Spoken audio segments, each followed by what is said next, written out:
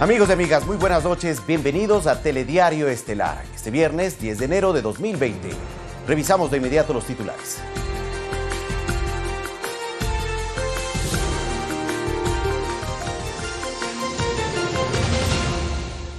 El presidente de la República, Lenín Moreno, lideró el gabinete ampliado que se desarrolló en Paute. Además, el mandatario, junto a sus ministros de Estado, cumplió varias actividades en la provincia de Azuay. 2 personas fueron detenidas por presunta asociación ilícita y enriquecimiento no justificado en la provincia de Imbabura. El operativo lo ejecutó la policía y la fiscalía. El gobierno incentiva la educación en el país. Se espera habilitar este año alrededor de 900 unidades educativas unidocentes.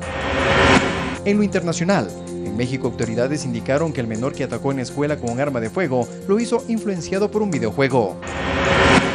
Y en los deportes, el luchador irlandés Conor McGregor regresa al octágono de la UFC para enfrentarse a Donald Cerrone.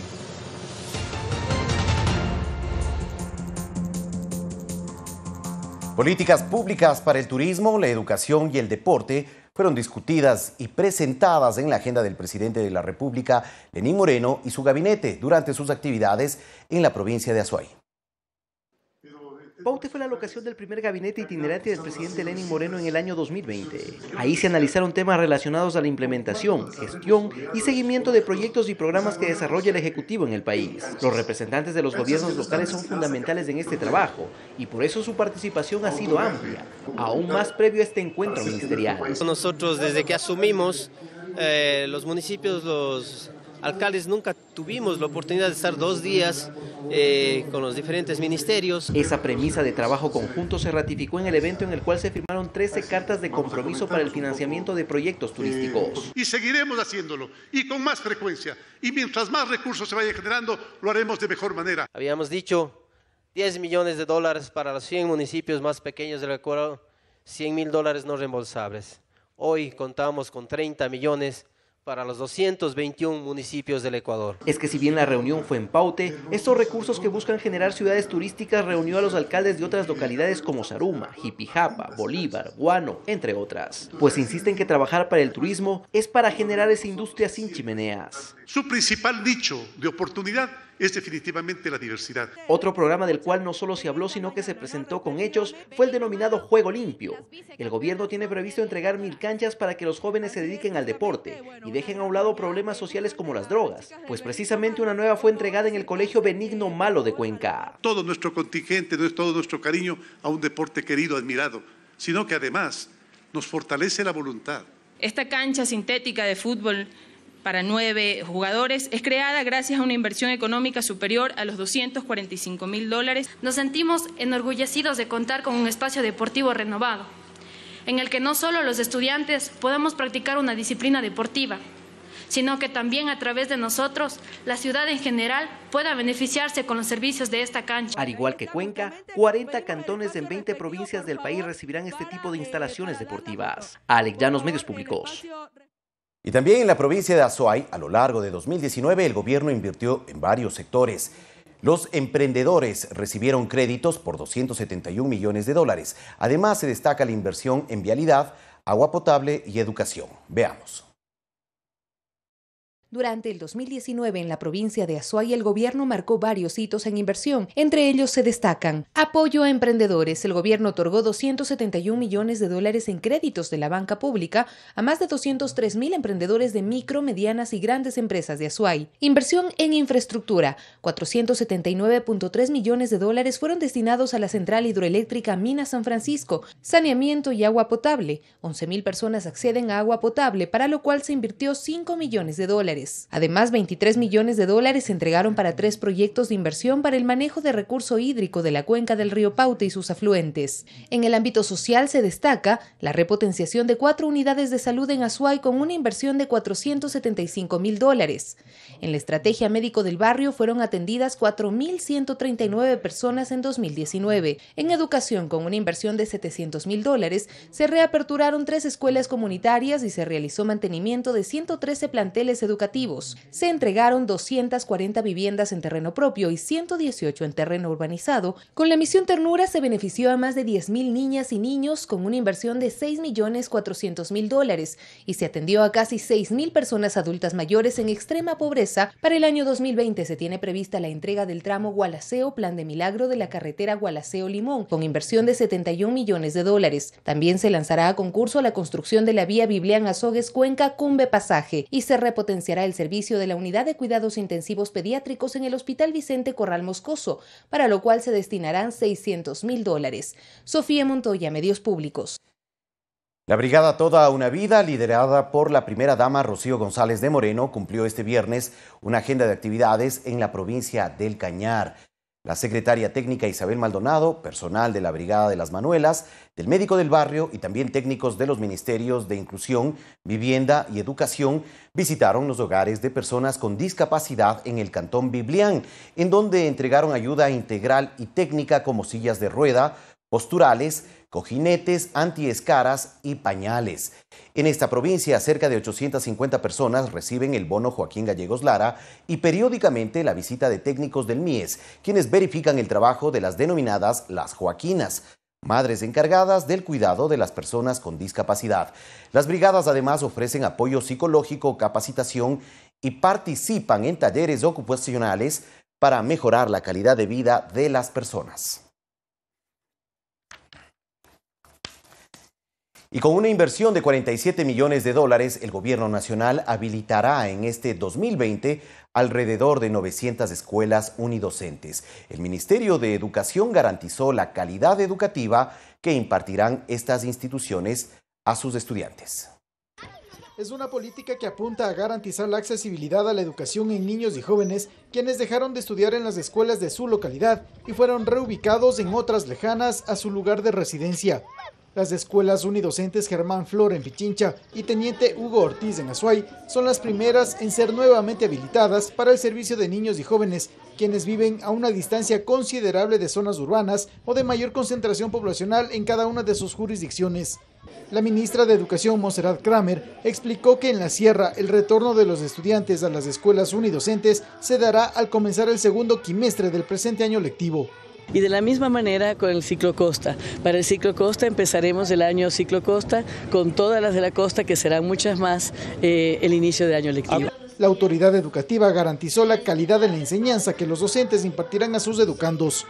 Cuando el modelo pedagógico está muy consolidado, cuando la comunidad y la familia se involucran, cuando los docentes están capacitados y preparados y lo hacen con vocación y servicio, el niño siente esta especie de protección de tejido social de la comunidad y automáticamente se abre a los aprendizajes. Además que la reapertura de las escuelas unidocentes tiene un plus para los estudiantes.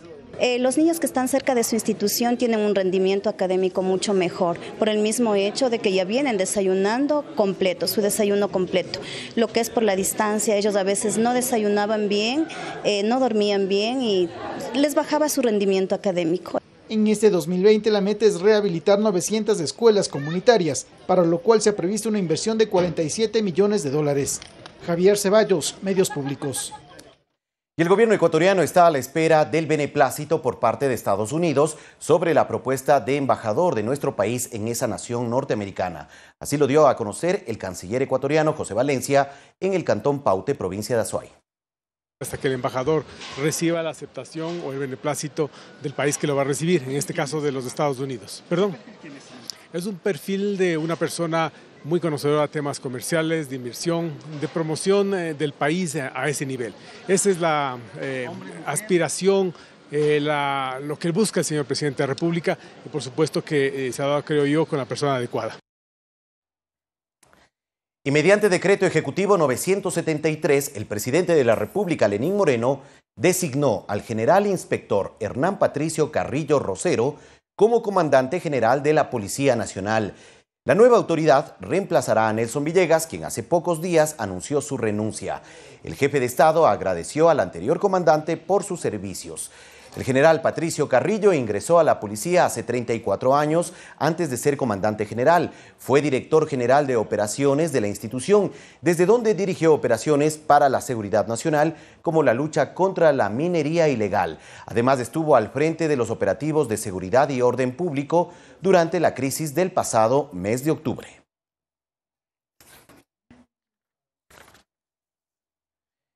Y las curules de los asambleístas Gabriela Rivadeneira, Soledad Buendía, Carlos Viteri y Luis Molina deberán ser ocupados por sus alternos de forma definitiva. Así lo consideran diferentes sectores políticos en la legislatura, quienes apuntan a una acción administrativa del propio Parlamento. Luego de los hechos ocurridos en octubre de 2019, un grupo de militantes de la Revolución Ciudadana, entre ellos los asambleístas Gabriela Rivadeneira, Soledad Buendía, Carlos Viteri y Luis Molina, se refugiaron en la Embajada de México en Quito. La legislatura entonces decidió suspender sus salarios y sus alternos fueron principalizados. Ese paso ya se dio y ya están principalizados sus alternos de manera indefinida. El viajar a México bajo la figura de asilo político, con el argumento de persecución, resulta extraño para varios sectores en la Asamblea porque no existía una orden de detención ni impedimento de salida del país.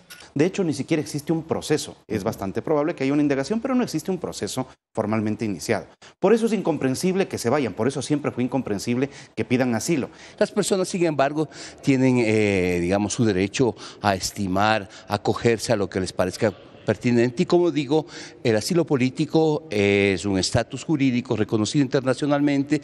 Entonces, lo que se esperaría es que los legisladores en cuestión presenten la renuncia, pero si no ocurre aquello, una acción administrativa es lo que correspondería. Una cosa es su curul y otra cosa es que no se puede faltar indefinidamente. Así que eso tarde o temprano se tendrá que definir, tendrán que tomar una decisión, ¿no? El CAL tiene que resolver. En mi opinión, no hace falta más acciones de orden administrativo. De todas maneras, las investigaciones en torno a los hechos de octubre deben continuar, advierten.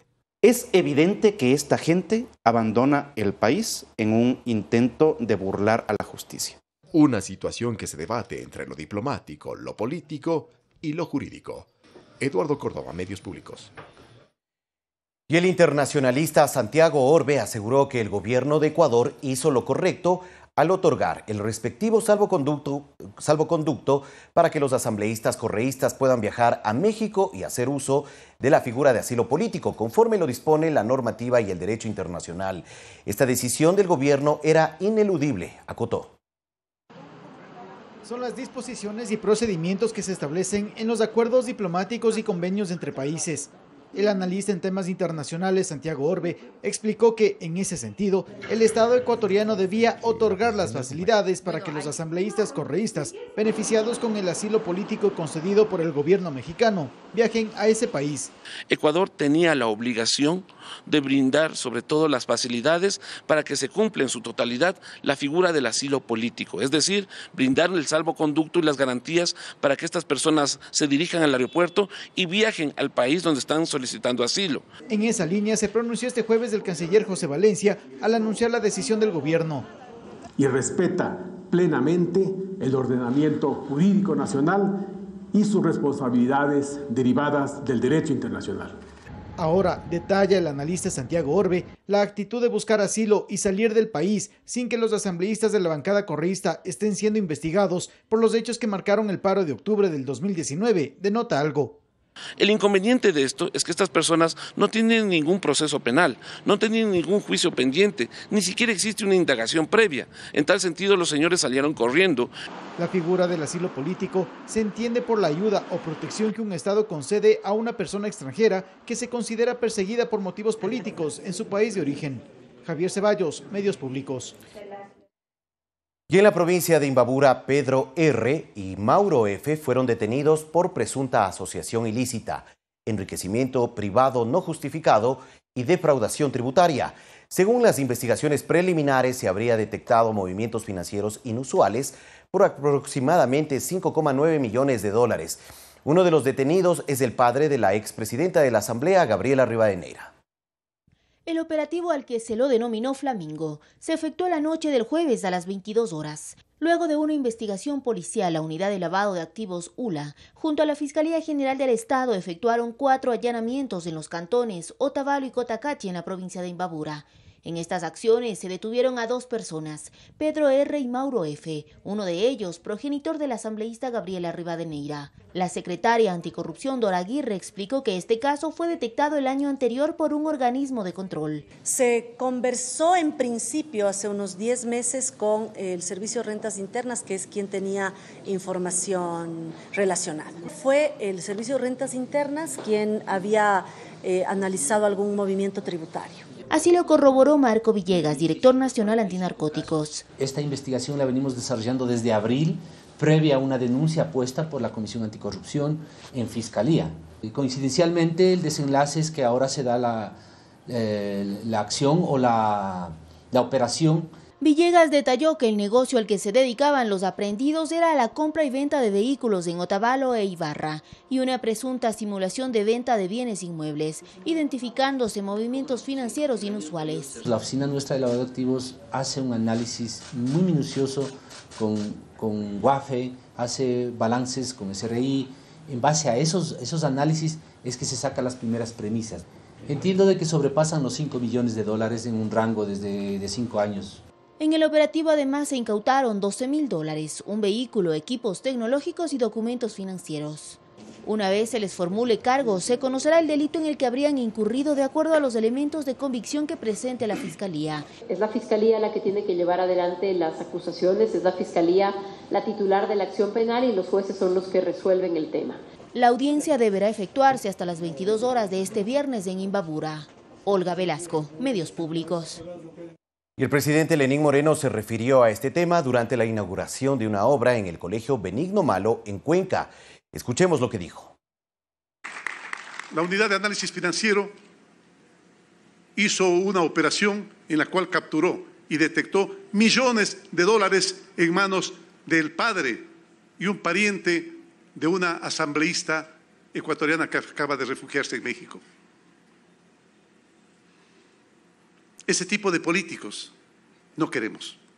Queremos políticos transparentes, honestos, que nos digan la verdad, que actúen de verdad, que si es que no hay dinero te lo digan, así como lo hemos hecho nosotros. Les hemos dicho, miren, la situación es difícil, pero estamos saliendo adelante. ¿Cómo estamos saliendo adelante? Pues apretando el cinturón, como hace cualquier padre, cualquier madre que actúa honestamente en la vida y que dice la verdad. Estamos componiendo el país, estamos poniendo en orden las cuentas fiscales, estamos transparentando el accionar público y, por supuesto, al mismo tiempo estamos haciendo obras tan necesarias como estas, vuelvo a recalcar, que educan, que fortalecen la voluntad, el cuerpo y el espíritu. Vamos a otro tema. La presidenta del Consejo Nacional Electoral, Diana Tamaint, indicó que se la acusa sobre responsabilidades que tienen otros funcionarios en el organismo. Insiste en que el juicio político no tiene sustento y pedirá una auditoría a las pruebas en su contra. El primer juicio político del 2020 se desarrolla en la Asamblea Nacional, ahora contra Diana Tamaint, presidente del CNE, aunque ella insiste que esto tiene trasfondo político y asegura que el juicio no tiene sustento jurídico, pues se le acusa por responsabilidades de otros funcionarios. No puede la presidenta responder por los hechos delictivos de 1.100 funcionarios que trabajan en la función electoral. Una de las principales causas del juicio político es el caso de tráfico de influencias que saltó sobre el exfuncionario del organismo Luis Loyos. Un audio donde se lo escucha a él y otra funcionaria sobre manejo de las elecciones en Manabí se presentó como prueba.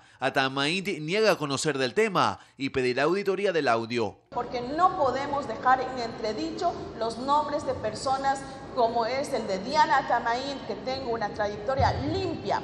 Los consejeros Enrique Pita y Luis Verde Soto han señalado que Tamaint no tomó acciones meses atrás, cuando denunciaron el tema, aunque ella afirma que sí, y que no se le puede responsabilizar por actos de terceros. Porque los interpelantes también no han planteado esta responsabilidad, que 2 sobrinos del vicepresidente Enrique Pita también son parte y están detenidos dentro de esta banda delictiva. Los interpelantes Fernando Flores y Yanine Cruz presentaron también también entre las pruebas inconsistencias en los comicios de Los Ríos y no tener el pedido de consulta del colectivo Yas Unidos. La titular del CNE presentará sus pruebas de descargo el 21 de enero. Yo acudiré cuantas veces sea necesaria y haré el uso del derecho a la defensa. La titular del CNE vio con buenos ojos el veto presidencial a las reformas electorales y están a la espera de su publicación en el registro oficial para iniciar el cronograma electoral y acciones como mejoras al sistema informático. Luis Alfredo Zúñiga, Medios Públicos. Se encuentra desaparecida la señora Maura Cañola, nombre impuesto que corresponde a la persona que se encontraba en situación de abandono en el albergue San Juan de Dios. Si usted la reconoce, por favor comuníquese con sus familiares o al albergue al 1-800-335-486.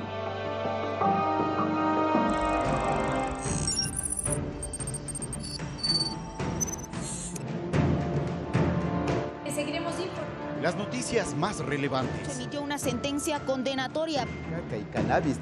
Y es una muy buena oportunidad. Las historias más destacadas. En efecto, aquí en la Corte Provincial, los hechos políticos, sociales e internacionales que marcan al país y al mundo. A esta hora, el presidente Lenín Moreno. En el 2020, seguiremos informando junto a usted. Hoy en Primera Impresión. Por Ecuador TV.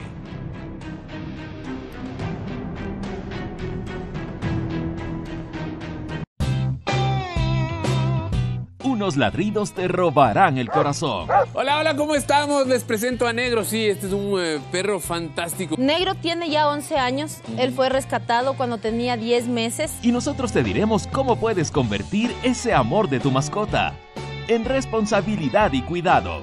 Yo tenía pavor y fue creciendo y los perros eran con más ternura. La idea de Acolitas es principalmente el promover la adopción, no la compra. Solo por Café TV. Por Ecuador TV Internacional. Comparte la emoción.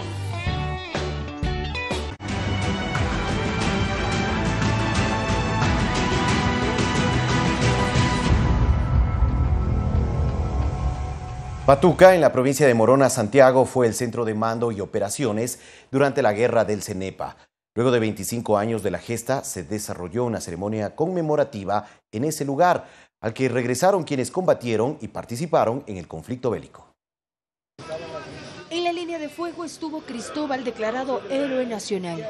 Sintió nostalgia al caminar luego de 25 años por el centro, donde salió para defender su país. Comandante de uno de los pelotones que defendió el sector Cueva de los Tallos.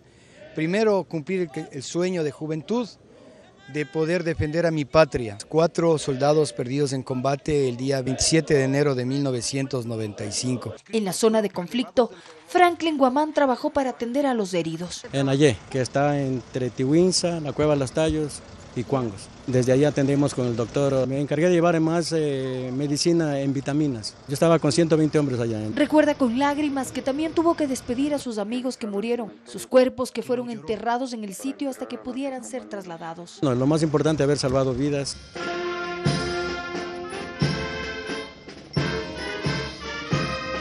Aquí en la Brigada de Selva número 21 Cóndor, en Patuca, Morona, Santiago, se instaló el Centro de Operaciones de la Guerra. Desde aquí partieron todas las tropas al Alto Cenepa. Es decir, salían soldados con diferentes misiones. A 45 minutos en helicóptero está la frontera.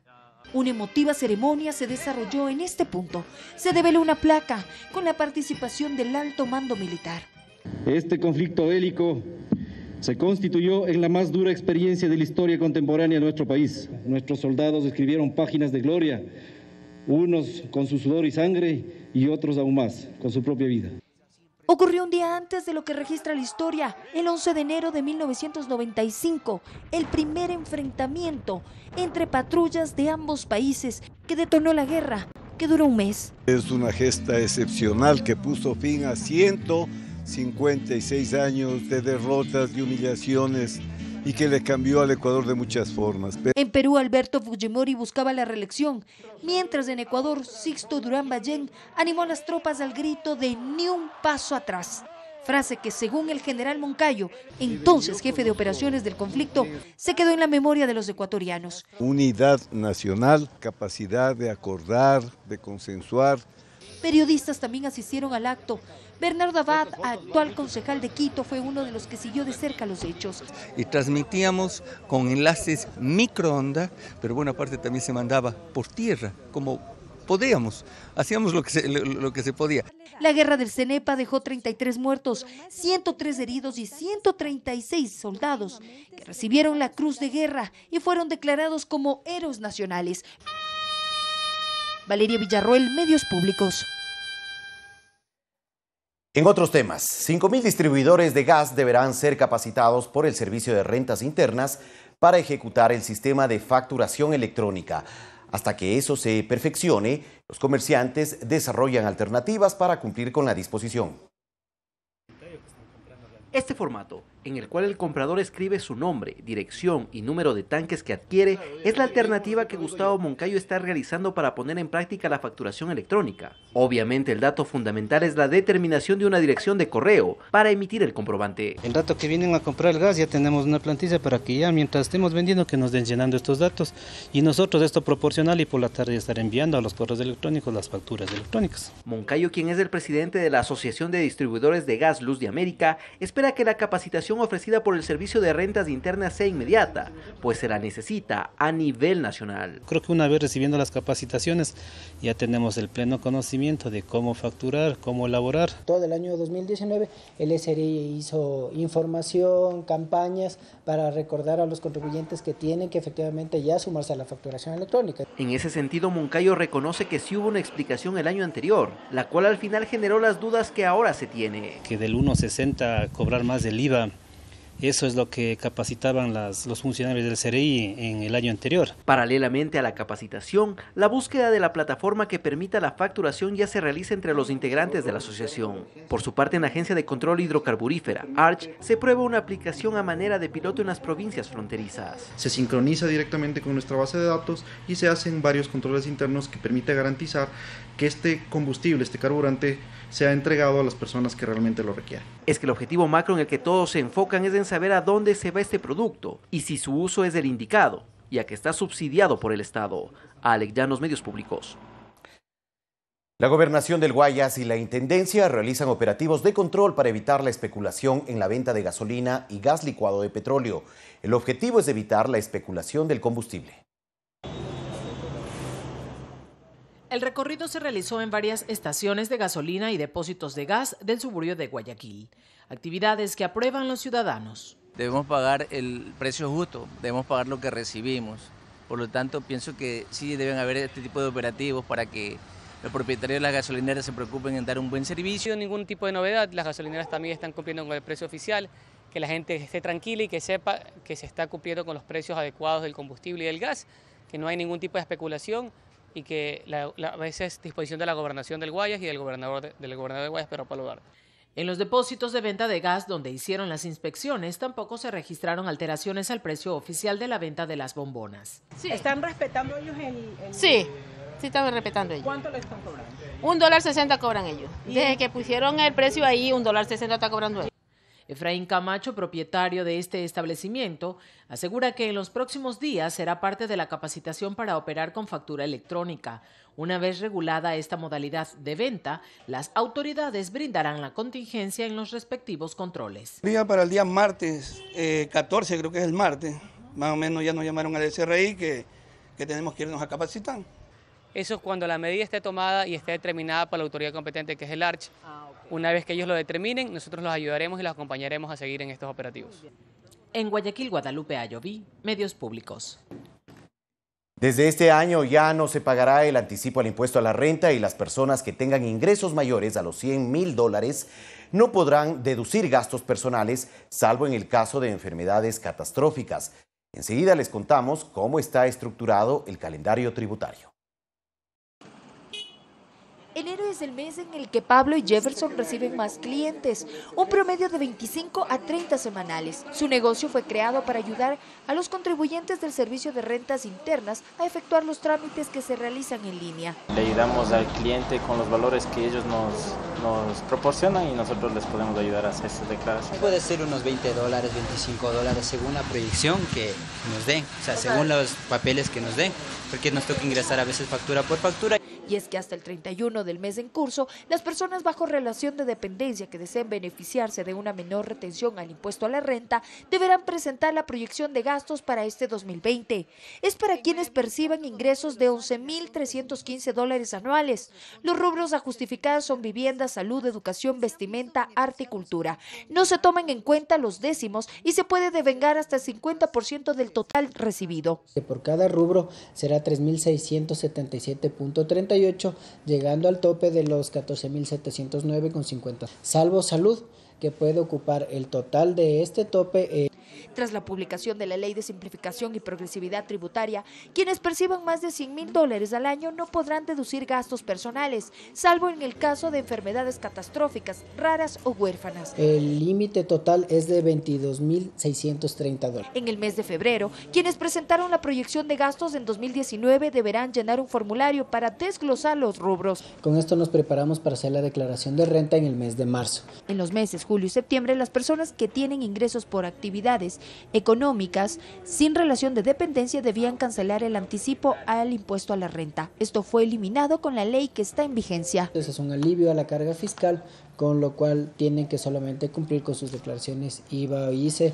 De acuerdo con el calendario tributario, entre julio y agosto, los contribuyentes podrán efectuar una nueva proyección de gastos. Valeria Villarroel, Medios Públicos.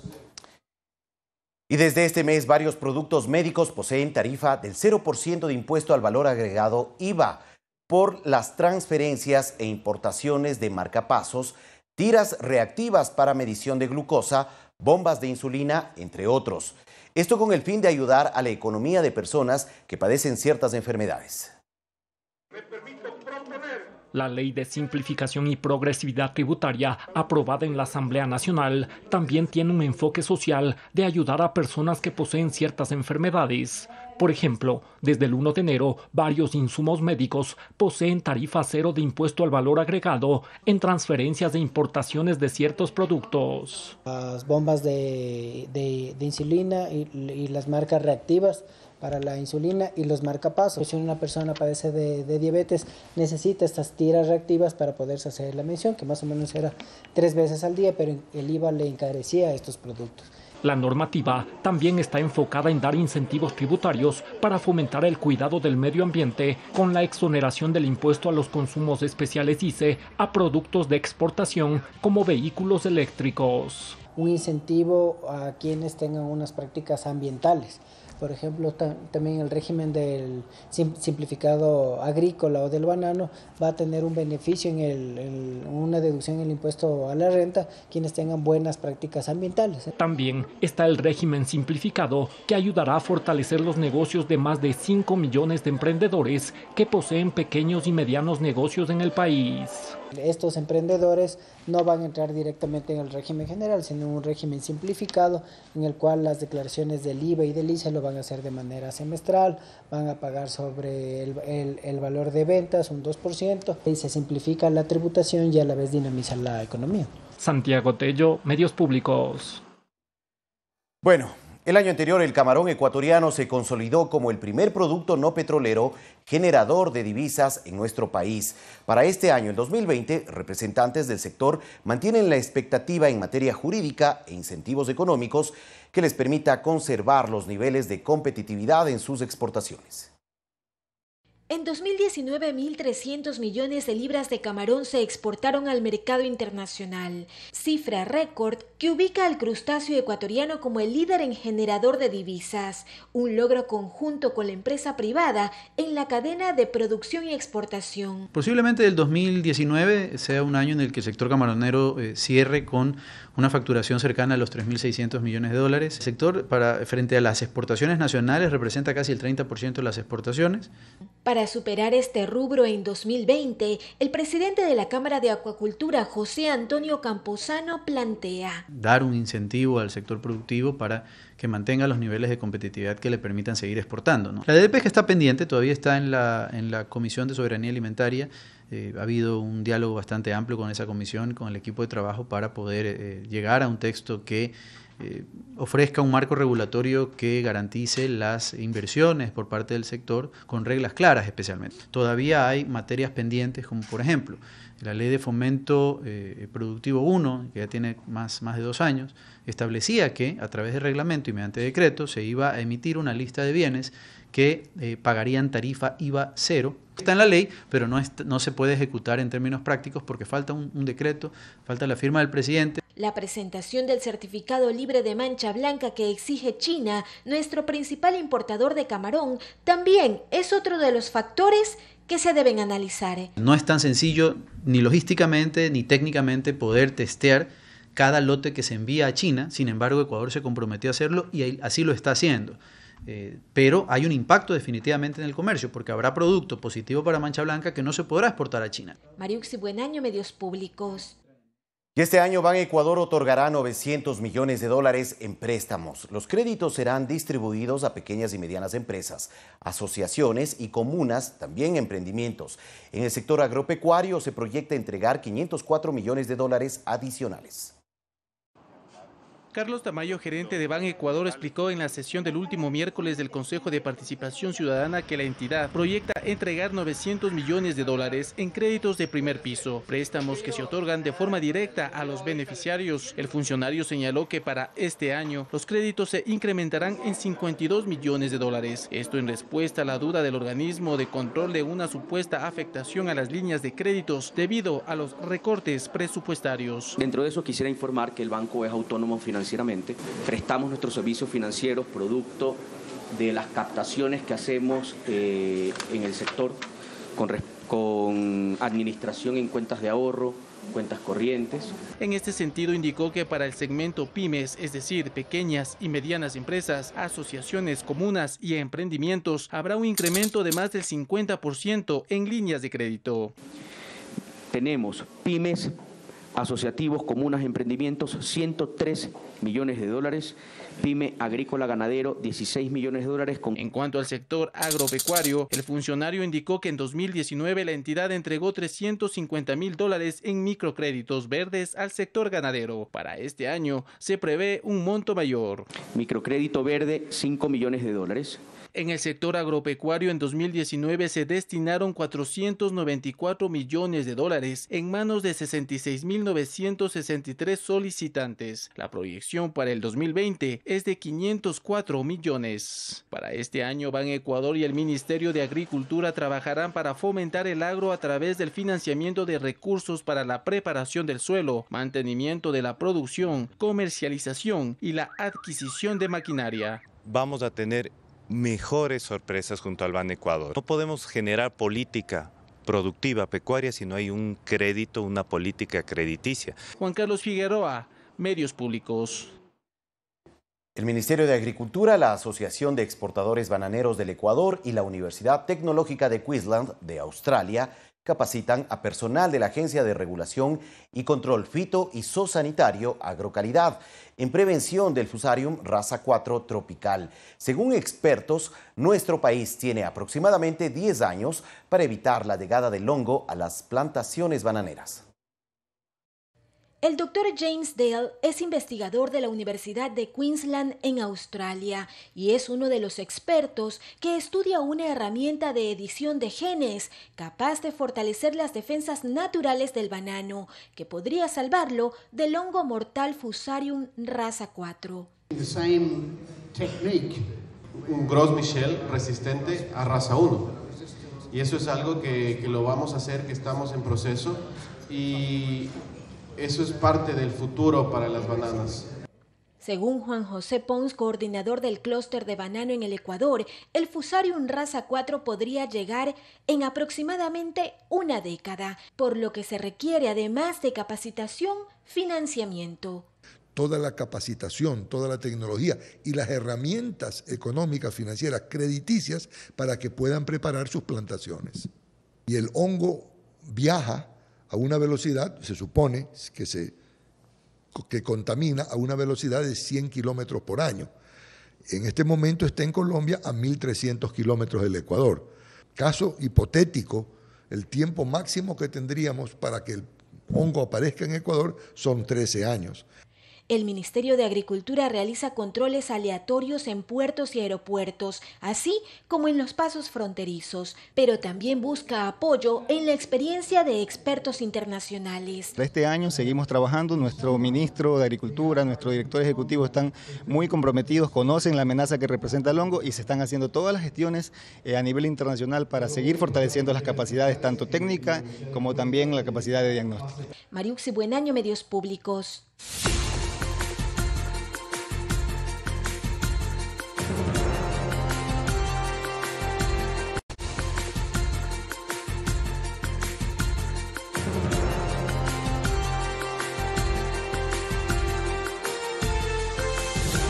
La Agencia de Regulación y Control de las Telecomunicaciones, Arcotel, realizó este viernes, aquí en Quito, una socialización sobre el borrador de los parámetros y las etapas del próximo concurso para la asignación de frecuencias de radio y televisión.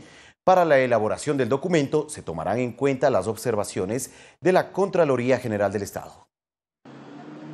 Uno de los insumos que utilizó la Agencia de Regulación y Control de las Telecomunicaciones Arcotel para elaborar las bases del próximo concurso de frecuencias fueron las observaciones que realizó la Contraloría General del Estado al concurso de 2016, que fue declarado nulo en 2018 por irregularidades. Sobre todo la verificación de las inhabilidades y el cumplimiento pleno de todos los requisitos que están establecidos por ley. Van a ser varios concursos, vamos a iniciar con un concurso de televisión, le seguirá un concurso de FM y a continuación le seguirá un concurso de AM. Este viernes en Quito, la Arcotel realizó un proceso de socialización con los aspirantes para solventar las dudas. Ahí se dio a conocer que se firmó un convenio con la Fundación Ciudadanía y Desarrollo sobre los principios de transparencia para aplicarlos al concurso. Precisamente para ver si en primer lugar hay conflictos de intereses, si en segundo lugar hay acaparamiento de frecuencias, pero además para ver si quienes están postulando en un concurso no están siendo, como ya ha sucedido, testaferros. Entre los aspectos más relevantes del borrador constan que no compiten por la misma frecuencia los medios privados contra los comunitarios. También se reconocen puntajes adicionales. Los puntajes por concepto de evaluación serán de la siguiente manera: 60 puntos para el aspecto técnico y 40 para gestión y sostenibilidad financiera. Para que una solicitud sea considerada como idónea, debe alcanzar los 70 puntos. Y por último, se garantizará el derecho a participar por la frecuencia que usa el concesionario u otra. La fecha del concurso y el número de frecuencias todavía no se las conocen.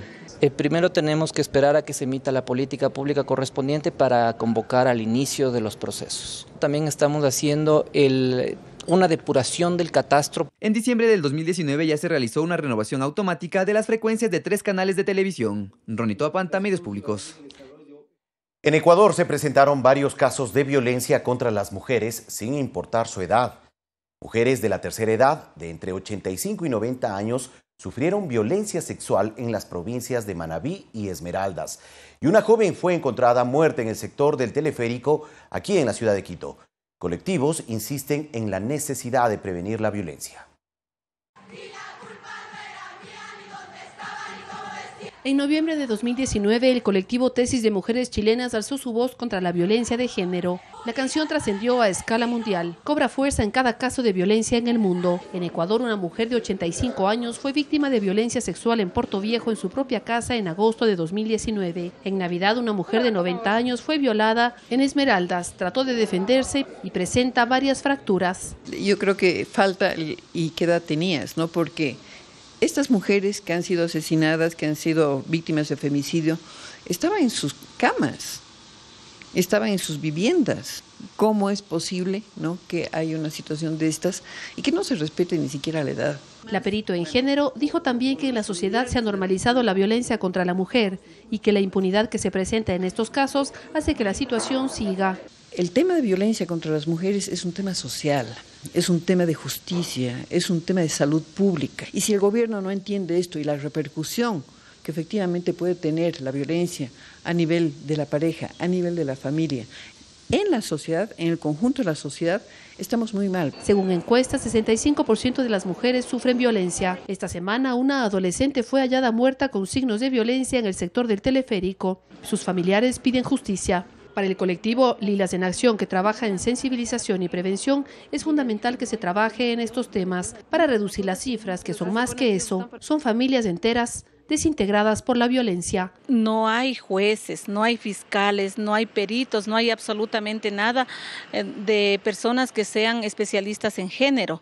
Entonces, ¿qué sucede? Cuando una persona no está sensibilizada, no le importa. Es por eso que cuando alguien va a denunciar, poco caso le hacen. Verónica Rivadeneira, Medios Públicos.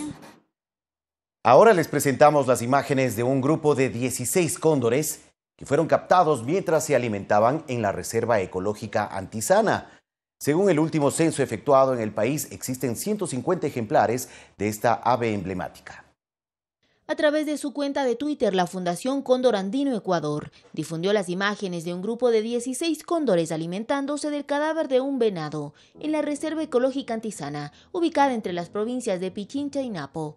Entre los ejemplares se encuentran Paguay, Linda y Flecha, así nombrados por la Fundación, a los que se les observa organizados mientras devoran su comida. Las imágenes fueron registradas el pasado 6 de enero y publicadas un día después por esta organización sin fines de lucro, la misma que a través de cámaras trampa realiza un monitoreo de estas aves que en nuestro país están en peligro de extinción. Según el último censo efectuado en 2018 por el Ministerio del Ambiente junto a otras organizaciones, se registraron 150 individuos a escala nacional. El conteo se realizó en 180 puntos de muestreo, distribuidos en 10 áreas protegidas de 12 provincias del país. Sin embargo, se prevé que el número de aves disminuyó, pues solo el año anterior se registraron alrededor de 15 especímenes muertos en la provincia de Cotopaxi. El cóndor andino es el ave carroñera más grande del mundo. Se alimentan de carne descompuesta, eliminan los cadáveres de los animales que mueren en el páramo y al mismo tiempo impiden el crecimiento de otros organismos, potencialmente dañinos para los seres humanos, impidiendo así la proliferación de enfermedades. Olga Velasco, Medios Públicos.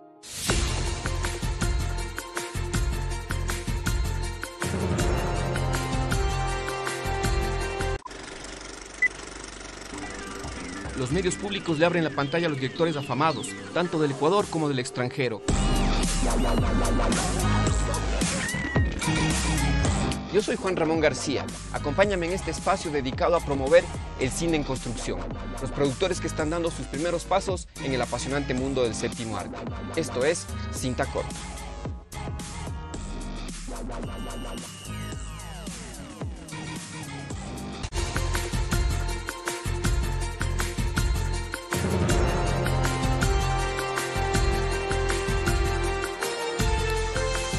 Tras el terremoto de 6,4 grados de magnitud en Puerto Rico, los municipios afectados en el suroeste de la isla iniciaron con los trabajos de reconstrucción, aunque el servicio de energía eléctrica aún no se restablece en su totalidad. Los pequeños municipios de Guánica y Guayanilla, al suroeste de Puerto Rico, son los últimos en recuperarse tras el terremoto de 6,4 grados de magnitud que sacudió este martes a la isla. Miles de personas abandonaron sus hogares y actualmente se alojan en refugios improvisados, ya que la mayoría de viviendas colapsó parcialmente por la delgadez de las columnas que las sostenían.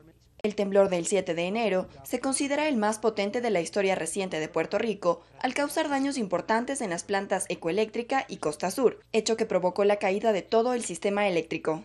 Aunque la mayoría de la isla ya recuperó el servicio, pequeños municipios se mantienen a la espera. Una vez se restablezca el suministro, podrán iniciar con la reconstrucción de las zonas afectadas. Esto con la ayuda de organismos internacionales y de otros países como Estados Unidos, que puso en marcha un programa de ayuda para la isla tras declararse en estado de emergencia. Aunque la zona está rodeada de fallas geológicas y sus habitantes de cierto modo se han acostumbrado a los terremotos, aún resienten las consecuencias del fuerte movimiento del martes, mientras las tareas de limpieza ya iniciaron. Coralía Pérez, Medios Públicos. En México, las autoridades indicaron que el menor de edad que atacó su escuela con un arma de fuego lo hizo influenciado por un videojuego. Este hecho dejó 2 personas muertas, entre ellas el niño agresor y 6 personas heridas. Un estudiante de solo 11 años abrió fuego contra su profesora y compañeros del Colegio Cervantes de Torreón, situado en el estado de Coahuila, en México. El menor asesinó a balazos a una maestra y dejó heridas a 6 personas para luego suicidarse. Según el gobierno de ese estado ubicado al norte del país, el ataque estuvo influenciado por videojuegos. Influenciado por un juego o un videojuego que se llama Natural Selection, incluso la playera del niño, en la parte de abajo, trae el nombre del videojuego, influencia al niño para cometer los lamentables hechos. Además, las autoridades indicaron que dentro de las investigaciones se buscará determinar cómo el menor consiguió las 2 pistolas que utilizó en ese ataque, que según informaron, se dio una vez que el niño pidió permiso para ir al baño. En aproximadamente 15 minutos no regresa el niño del baño, la maestra va a buscarlo y ahí se encuentra con que el niño sale con 2 armas disparando. Al respecto, el alcalde de Torreón, Jorge Cermeño, aseguró que a raíz de lo sucedido se intentará implementar medidas de seguridad para evitar que casos así se repitan. Necesitamos que los directores en las escuelas nos ayuden a revisar que no pasen estas cosas. Entre los heridos constan un profesor de educación física y 5 niños que, según se informó, están fuera de peligro. Paco Urbina, Medios Públicos. Y en otro punto del planeta, el gobierno de Irán anunció que facilitará el acceso a la investigación del accidente del Boeing 737 ucraniano que este miércoles se estrelló en Irán y que dejó 176 personas fallecidas, mientras que un medio de comunicación iraní mostró las imágenes de las cajas negras del avión. Ante el anuncio del primer ministro de Canadá, Justin Trudeau, quien afirmó que el gobierno canadiense tiene información de que el vuelo 752 de Ucrania International Airlines fue derribado por un misil iraní, el representante oficial del gobierno iraní, Ali Raviev, indicó que Irán facilitará a todas las partes el acceso a la investigación del accidente del Boeing, mientras que el jefe de la Organización de Aviación Civil de Irán solicitó a Estados Unidos y Canadá pruebas que respalden sus acusaciones sobre un hipotético ataque con misil a la aeronave.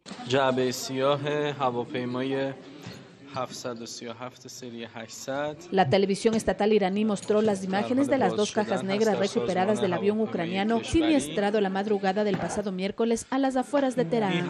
El video transmitido por el canal muestra los 2 dispositivos dentro de una caja de madera que supuestamente contenía la grabadora de voz de la cabina y la grabadora de datos del avión.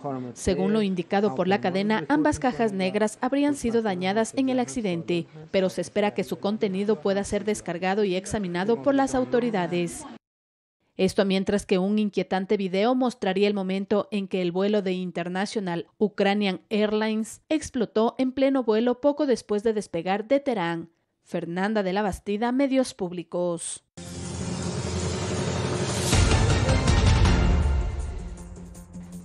Y a continuación, los videos más vistos en las redes sociales.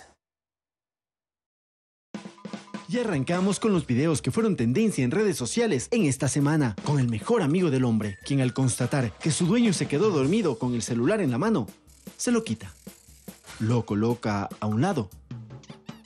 Luego, lo cubre con la sábana y apaga la luz. Sin duda alguna, un gran compañero. Un compañero que cuando no cuida a su amo, es todo un artista en el teclado.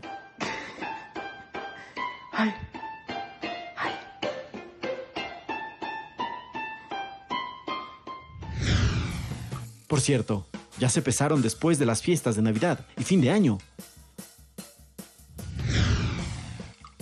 Ahora, este artista lleva el concepto de imagen en 3D a otro nivel.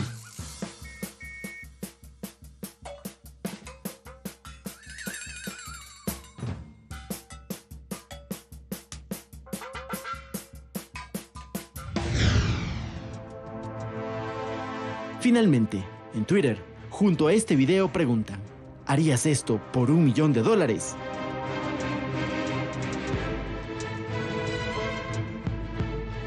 Creo que muchos de nosotros no lo haríamos. Paco Urbina, Medios Públicos. Gracias, Chopo Álvarez, por la información deportiva. Gracias también a todos ustedes por acompañarnos. Finalizamos esta semana de trabajo. Nos vemos el domingo 19 horas con el resumen de las noticias destacadas durante este fin de semana. Que tengan un buen sábado y domingo.